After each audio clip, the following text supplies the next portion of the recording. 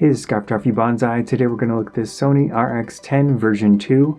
Thanks to Cameracraft in Rockford, Illinois for letting me try this out at their shop. We're going to focus mostly on version 2 of this camera, but there are 3 other versions of the RX10 out there. There is about a $300 USD price difference between each model. The most important aspect of the Sony RX10 cameras is that they have the 1-inch sensor inside. It's significantly larger than the 1/2.3 inch sensor that are in a lot of the bridge cameras, the lower end models. Besides that, this camera has a Zeiss branded 24 to 200mm equivalent f2.8 lens that's throughout the entire zoom range. 200mm does not zoom nearly as far as some of the bridge cameras out there, but when you consider sensor size or other factors, especially f2.8 throughout the entire zoom range, it's a very nice lens on there. Does have the electronic viewfinder, 2.35 million dot. It seemed alright. I didn't notice any real issues in my quick testing. It also has a 3-inch screen on the back that does tilt up and down. It is not a touchscreen. Battery wise, NPF W50 battery. With that battery you can get an estimated 400 shots per charge. Not bad, but not great.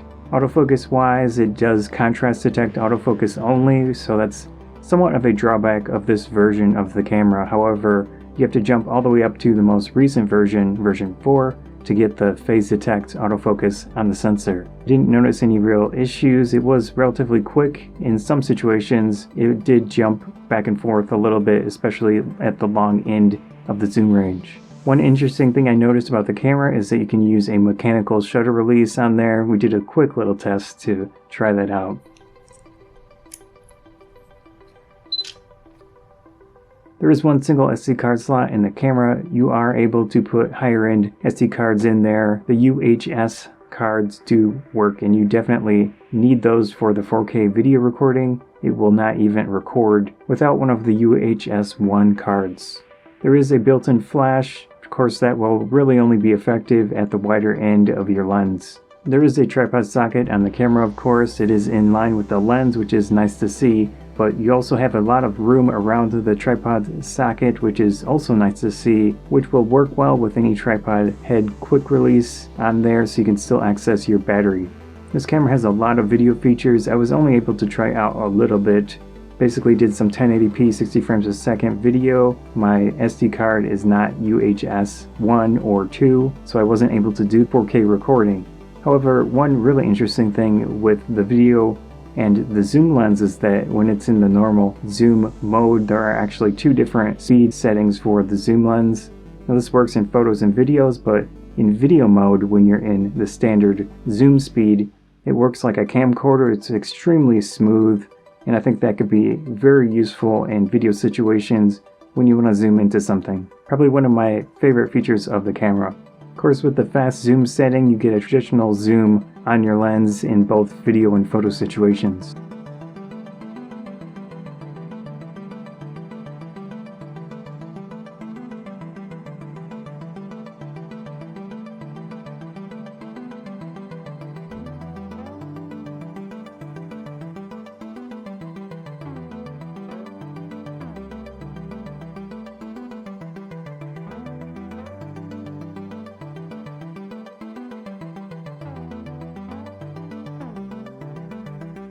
There is a built-in ND filter, which is great to see for photo and video work.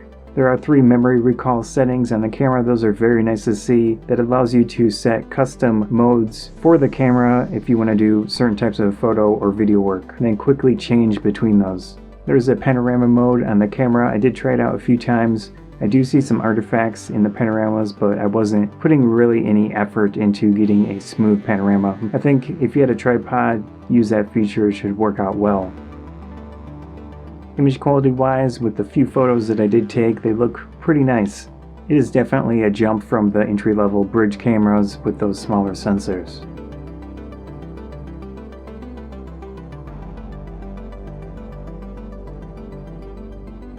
This camera handles well in the hands, very nice grip, so many buttons and controls to use.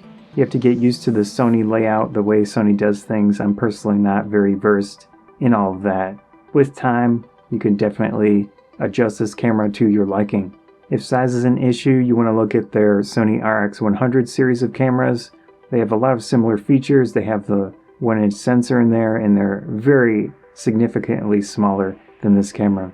But I think there is definitely reasons to consider the larger camera, more easily use the buttons, access features on the camera with this style of layout with the size of the camera. And of course you have that really nice large lens on there with the fast aperture. This is the version 2 of the RX10. There's the original. Not too many differences that I've noticed. It does have a better viewfinder. It does have the 4K recording. And then you jump up to the version 3 and 4. I think in version 4 you've got the phase detect autofocus. And then both of the newer versions, you have a 24 to 600 millimeter f2.4 to f4 lens on those. So things to consider if you want to spend more. Panasonic has the FZ line of cameras. They are very similar to this RX10 series of cameras with the larger 1-inch sensor in there. So those are something to consider as well. If I were personally going to buy one of the RX10 cameras, I'd probably consider the original, probably used. That way I could get a significant discount on the camera. However, if I wanted the best out there at the moment, I would go with the latest version to get that phase detect autofocus. Overall, I really enjoyed using this camera at the shop. I didn't have much time, of course, but it has a lot of features, a lot of interesting ways that it functions. It's relatively quick from my simple testing, and it's fun to use. I really do hope this is the direction that bridge cameras go in the future. That was a look at the Sony RX10 version 2. Again, thanks to Cameracraft for letting me try this out at their shop. I'm Scott from Photography Bonsai. Hope you enjoyed this video. If you did, please consider subscribing. Helps me out a lot. Likes and shares help out a lot as well. Thanks again.